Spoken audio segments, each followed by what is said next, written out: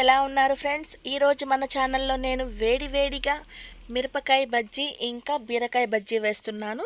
ముందుగా పిండిని అయితే ఈ విధంగా ఉప్పు అలానే వంట సోడా వేసుకొని ఈ విధంగా కలుపుకొని పక్కన పెట్టుకున్నాను. ఇక్కడ లేత బీరకాయ తీసుకున్నాను ఫ్రెండ్స్.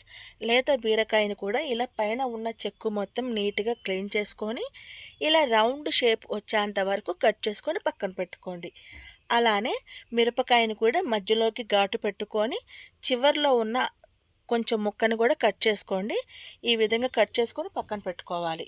ఇప్పుడు పొయ్యి వెలిగించుకొని పొయ్యి మీద బాండీ పెట్టుకొని ఆయిల్ పోసుకోవాలి. ఆయిల్ కాగిన తర్వాత ముందుగానే రెడీ చేసి పెట్టుకున్న పిండిలో ఇలా మిరపకాయలను వేసుకొని ఒక్కొక్క మిరపకాయకి ఇలా పిండి బాగా పట్టించేసి వేడి వేడి నూనెలో ఈ విధంగా వేసుకోండి. ఇలా అన్ని మిరపకాయలను కూడా ఇదే విధంగా ఒకటి తర్వాత ఒకటి చక్కగా ఇలా వేసుకొని రెండు వైపులా చక్కగా ఎర్రగా కాల్చుకోండి. చూడండి, ఇలా ఒక సైడ్ కాలిన తర్వాత ఇంకొక సైడ్కి కూడా ఇలానే మంచిగా కాల్చుకోండి. మంచి క్రిస్పీగా వస్తాయి ఈ బజ్జీలు అనేవి. చూడండి, ఈ విధంగా అన్ని తీసుకొని ఒక ప్లేట్లోకి తీసుకోవాలి.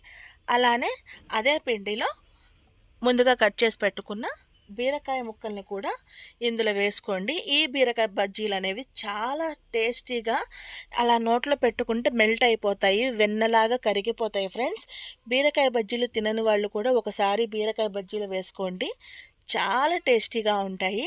చూడండి, ఇలా మంచిగా కాల్చేసేసుకొని ఒక ప్లేట్లోకి తీసుకోండి. అంతే ఫ్రెండ్స్.